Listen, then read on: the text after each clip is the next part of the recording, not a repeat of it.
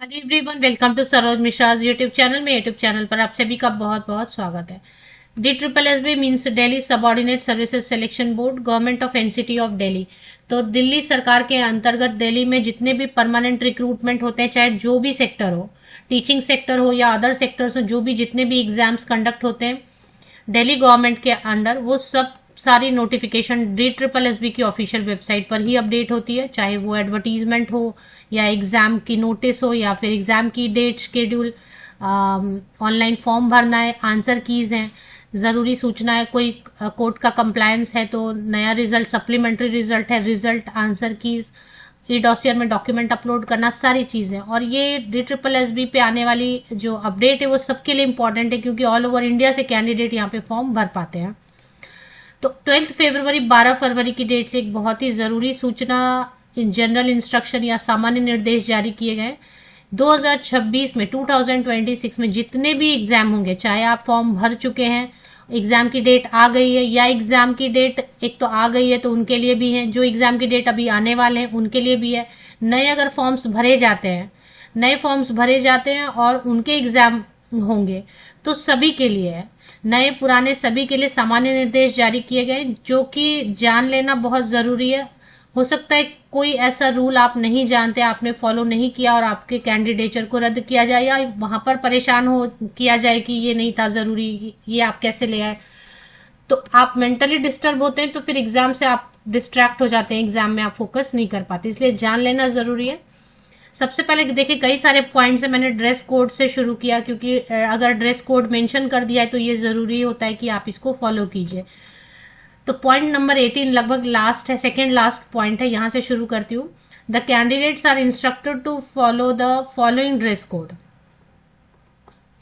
तो DSSB के exam में अपियर होने के लिए ये dress code A and B में लिखा हुआ है, ये फॉलो करना जरूरी है। लाइट क्लोथ होना चाहिए, मतलब बहुत हेवी नहीं होना चाहिए, लाइट क्लोथ होना चाहिए, with half sleeves, full sleeve नहीं पहनना है, हाफ स्लीव पहनना है। And not having big button, big buttons नहीं होने चाहिए, या बैज, या मतलब होता है ना कुछ बहुत डिजाइन बना हुआ है, बहुत सारी बटन्स, बहुत सजावट किया हुआ, मतलब ड्रेस नहीं पहनना है। बिल्कुल लाइट, मतलब जैसे आप कॉटन पहन लीजिए या जैसा भी, जिसमें कि डिजाइन भी नहीं हो ज्यादा ज्यादा, उसमें हेवी कुछ वर्क भी नहीं किया हो, हेवी बटन नहीं हो, ऐसा। और उसके साथ में जो भी ट्राउजर है, पैंट है, या फीमेल्स के लिए सलवार है, तो वो बिल्कुल लाइट क्लोथ पहनना है, ठीक है। फूल पत्ती डिजाइन बटन बड़े बड़े वैसा नहीं चाहिए।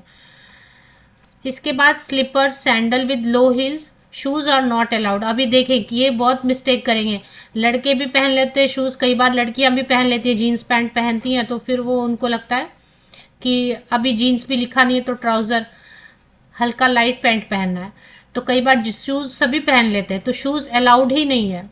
शूज इसलिए मना करते हैं क्योंकि आप समझ रहे हैं कि शूज में भी बहुत लोग जो है ना कैंडिडेट ऐसी चीजें रख लेते हैं जिससे कि फिर एग्जाम में हेल्प हो, इसलिए शूज अलाउड नहीं है स्ट्रिक्टली। आप सैंडल ओपन, मतलब स्लीपर या सैंडल, और हील्स नहीं होने चाहिए। प्रोहिबिटेड आइटम्स देखते हैं, ये आइटम जो कि बिल्कुल आपको लेके ही नहीं जाना ऑनलाइन एग्जामिनेशन में। The candidates are not allowed to carry the following items inside the exam centre under any circumstance. चाहे कुछ भी हो जाए, चाहे कुछ भी हो जाए, ये जो नीचे ABCDHI तक लिखा हुआ, इनमें से कुछ भी आपके पास नहीं मिलना चाहिए एग्जाम हॉल में। will be subject to extensive and compulsory frisking before entering the examination center with the help of highly sensitive metal detector. metal detector से अच्छे खासी जांच की जाएगी। any stationary item like printed or written, bits of paper, geometry, pencil box, plastic pouch, calculator, pen scale, writing pad, pen drive, eraser, calculator, log table, electronic pen, scanner etcetera, कुछ भी नहीं लेके जाना है आपको। मतलब होता है ना कि पेपर ही पढ़ने के लिए लेके गए साथ में पढ़ते पढ़ते, वैसे भी नहीं लेके जाना है कि रफ के लिए, कोई रफ वर्क के लिए मैं प्लेन ही शीट लेके चला जाता हूँ या चली जाती हूँ, कुछ भी नहीं, कोई शीट नहीं लेके जाना, ना तो लिखा हुआ, ना तो प्रिंटेड, ना कुछ भी नहीं। ज्योमेट्री बॉक्स हम लोग हमेशा यूजुअली कैरी करते हैं, नहीं करना है geometry box carry. Pencil box, pencil pouch, plastic pouch, कुछ भी कैरी नहीं करना। कैल्सी हम लोग कैरी कर लेते हैं, चलो कैलकुलेटर के लिए अलाउड, कैलकुलेटर अलाउड होगा शायद तो, बट नहीं करना है carry. Writing pad, pen drive, ये इरेजर, इरेजर भी नहीं, चलिए नेक्स्ट जो है, लॉक टेबल लेके जाते हैं बहुत लोग ना मैथ्स वगैरह में, लॉक टेबल, कैलकुलेटर, कुछ भी नहीं, स्कैनर नहीं।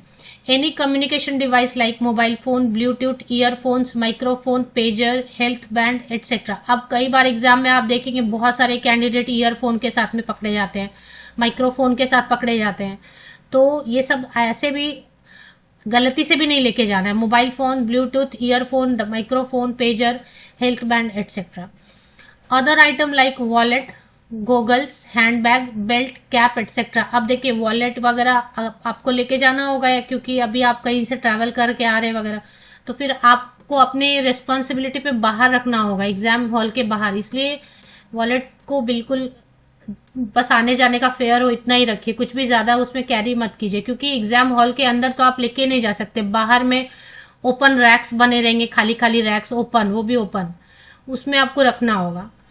तो फिर ये तो वैसे भी आप गोगल्स, हैंडबैग, बेल्ट, कैप जितना कम कैरी करें, क्योंकि बाहर रखना होगा एग्जाम हॉल के बाहर, क्योंकि वॉलेट तो चाहिए पर बाहर रखना होगा। एंड ऑर्नामेंट लाइक रिंग, अभी बहुत लोग होते हैं ना, एंगेजमेंट हो गई, शादी हो गई, तो वैसे नोज पिन पहनने हैं, ईयर रिंग, रिंग, सब सब आपको ये करके रिमूव करके ही एग्जाम हॉल में आना। पेंडेंट्स, बैज, ब्रूच एटसेट्रा, मतलब किसी भी तरीके की सजावट की चीज जो है ना, आर्टिफिशियल कुछ भी पहन के नहीं जाना है, चाहे रिंग हो, चाहे नेकलेस हो, कुछ भी नहीं पहनना है, कुछ चेन हो, कुछ भी नहीं पहनना, चाहे फीमेल कैंडिडेट है या मेल कैंडिडेट है, कुछ भी नहीं पहनना है। For the exam purpose, exam hall में ये सब आप रिमूव करके जाइए। Any watch, wrist watch, bracelet, camera. अभी वॉच पहनने का सिस्टम है कि घड़ी पहन लेते हैं, लेकिन घड़ी आपको रिस्ट वॉच नहीं पहनना है, कोई भी वॉच रख लेता हूँ चलो ठीक है, टाइम नहीं, बिल्कुल नहीं रखना है आपको। ऑनलाइन एग्जाम में आपके स्क्रीन पे टाइम आएगा, वो टाइम आपको फॉलो करना है और उसी टाइम से टाइम अप हो जाएगा। तो स्क्रीन पे आपको जो टाइम शुरू होगा और स्क्रीन पे जो टाइम अप होगा, बस उसके हिसाब से। तो आपको वॉच किसी भी तरीके का कैरी नहीं करना है, bracelet, camera, any metallic item कुछ भी नहीं कैरी करना। And it any table open और पैक्ड वाटर बॉटल एटसेट्रा। आपको पानी, पैक्ड खाना, ओपन कुछ भी कैरी नहीं करना है, अगर पानी वगैरह वहां पे मिलता है। Any other item which could be use for unfair means for hiding communication device like camera. कोई भी ऐसी चीज जो कि अनफेयर मीन्स में, गलत प्रैक्टिस में काउंट हो सकता है, वैसी कोई चीज आप और भी मत। No arrangement will be made at the centre for keeping any article belonging to the cap. कोई अरेंजमेंट आपके लिए ऐसा नहीं रहेगा, ओपन रैक रहता, नहीं तो जमीन पे रखते हैं। आप भी एग्जाम आपने भी दिया हुआ है, फ्लोर पे बैग रख रख के अंदर एग्जाम हॉल में जाना होता है, तो उसी हिसाब से आप चीजें कैरी करें। अब यहाँ से शुरू करते हैं पॉइंट नंबर 1 से। General instruction for candidate with respect to online examination for the various post code for various department to be schedule in the year of 2026। मतलब इन जनरल जितने भी एग्जाम होंगे 2026 में, सबके लिए reporting time and examination time mention किया हुआ ई admit card में। तो ई एडमिट कार्ड में जो भी मेंशन किया हुआ है रिपोर्टिंग टाइम, उसके हिसाब से आप एंटर कीजिए, नहीं तो फिर आपको अंदर नहीं आने देंगे। will not, no candidate will be allowed to enter the exam center after end of reporting time। Reporting time जो दिया हुआ है एडमिट कार्ड को पढ़िए, उसके बाद अगर आप पहुंचेंगे तो बहुत बार ऐसे केसेस हो भी गए हैं कि बाद में कैंडिडेट बहुत एग्जाम हॉल के बाहर रोते पाए गए हैं कि हमें अंदर नहीं, लेकिन वो उन्होंने लिख दिया है ना कि नहीं, मतलब नहीं, आपको उसी टाइम तक पहुंच जाना है। No candidate will be allowed to enter the exam centre without e admit card. आपका ई एडमिट कार्ड जो आता है फाइनल, वो ई एडमिट कार्ड जरूर कैरी करना है। एंड एक आईडी प्रूफ आपको ओरिजिनल जरूर कैरी करना है। आईडी प्रूफ, आइडेंटिटी प्रूफ बोलने का मतलब होता है कि एक्सपायर नहीं हो गया हो, चाहे ड्राइविंग लाइसेंस हो, पैन कार्ड हो, या बहुत सारी चीजें हैं ना, आधार कार्ड है, और भी बहुत सारी चीजें हैं जो कि आईडी प्रूफ के तौर पे कर, लेकिन उनकी एक्सपायरी डेट देखनी है आपको। एक फोटो अटेंडेंस शीट जो है ना एग्जाम सेंटर में सर्कुलेट होता है, इन्विजिलेटर लेके आते हैं, तो इन्विजिलेटर के सामने में उसको साइन करना है और थंब इम्प्रेशन एफिक्स करना है इन्विजिलेटर के सामने में, in the presence of invigilator. ये भूलना नहीं है। फोटो अटेंडेंस शीट आता है, सर्कुलेट होता है एग्जाम में, है ना। तो candidate should ensure that the photo attendance sheet is handed over to invigilator. इसके बाद जैसे आपने साइन कर दिया तो दूसरे कैंडिडेट को आप मत दो, होता है ना, हम पास ऑन कर देते हैं, तो वो बोल रहे नहीं, ऐसा नहीं करना, आप इन्विजिलेटर को दो, बस आपके हाथ से इन्विजिलेटर के हाथ में और इन्विजिलेटर के हाथ से आप रिसीव करो। बस बीच में मतलब कभी हम ऐसे सर्कुलेट कर देते हैं ना दूसरों को तीसरों को, वो इन्विजिलेटर देखेंगे, वो अपना काम नहीं है। तो ये अटेंडेंस शीट पे आपकी सिग्नेचर मस्ट है, ज़रूर साइन कीजिए। एक थंब उस पर इम्प्रेशन भी देना होगा, सिग्नेचर भी करना होगा और इन्विजिलेटर के सामने में इन्विजिलेटर को सौंप दीजिए। नेक्स्ट है 4th नंबर पे, not to carry pen, pencil, pencil box कुछ भी नहीं लेना है आपको। पेन रफ वर्क के लिए वहां पे बोर्ड से मांगिए आप कि मुझे पेन चाहिए, वो बोर्ड आपको पेन प्रोवाइड कर देगा। चलिए, ड्यूरेशन क्या रहता है एग्जाम का, परीक्षा की कितनी अवधि है, कितने टाइम चलेगा, वो आपका ई एडमिट कार्ड में चेक कीजिए ठीक से, उस हिसाब से एग्जाम में उतना टाइम दिया जाएगा आपको। नेगेटिव मार्किंग रहती है, 1/4 मार्क्स की नेगेटिव मार्किंग रहती है, मतलब 4 रॉन्ग आंसर पे 4 1/4 या 0.25 भी बोलते हैं, यानी कि 4 गलत आंसर हो जाएंगे ना तो आपके 1 मार्क कट हो जाएंगे। ठीक है, ई एडमिट कार्ड जो है हर डिपार्टमेंट जो भी एग्जाम होगा, होने वाला है, फॉर्म भरेंगे या भर चुके हैं या एग्जाम की डेट आ चुकी है, सभी के लिए ना इसकी ऑफिशियल वेबसाइट पर ही एडमिट कार्ड आता है, अलग से कहीं पे नहीं आता है। तो इसकी ये ऑफिशियल वेबसाइट पे स्क्रॉल होने लगता है कि इस डेट से इस डेट के एग्जाम के एडमिट कार्ड आउट हो गए हैं, लिंक आ गए, वो आपको उसकी ऑफिशियल वेबसाइट से ई एडमिट कार्ड, इसीलिए ई बोल रहे हैं कि घर पे नहीं आएगा। Detail instruction to download e admit card also available on the, कैसे डाउनलोड करना होता है ई एडमिट कार्ड, ये ऑफिशियल वेबसाइट पर अवेलेबल रहता है। E admit card are being issued purely on the basis of information furnished by the candidate in their application. DSSB कुछ verify उस वक्त नहीं करती है, आपने आपका डेट ऑफ बर्थ क्या लिखा है, आपकी क्या फोटोग्राफ उसमें डाली हुई है, ये सब जो भी चीजें हैं ना, आप कौन से पोस्ट के लिए, कौन से सब्जेक्ट के लिए एग्जाम आपने फिल किया है फॉर्म, वो आपके ई एडमिट कार्ड में मेंशन रहता है। DSSB एक एक कैंडिडेट का उस समय वेरीफाई नहीं करता है, इसलिए आप सिर्फ एग्जाम में बैठ गए तो उससे नहीं होगा कि एग्जाम दे दिया पास हो गए, क्योंकि अभी आपने क्या इन्फॉर्मेशन सही गलत फॉर्म में भरा है वो बाद में वेरीफाई भी होता है।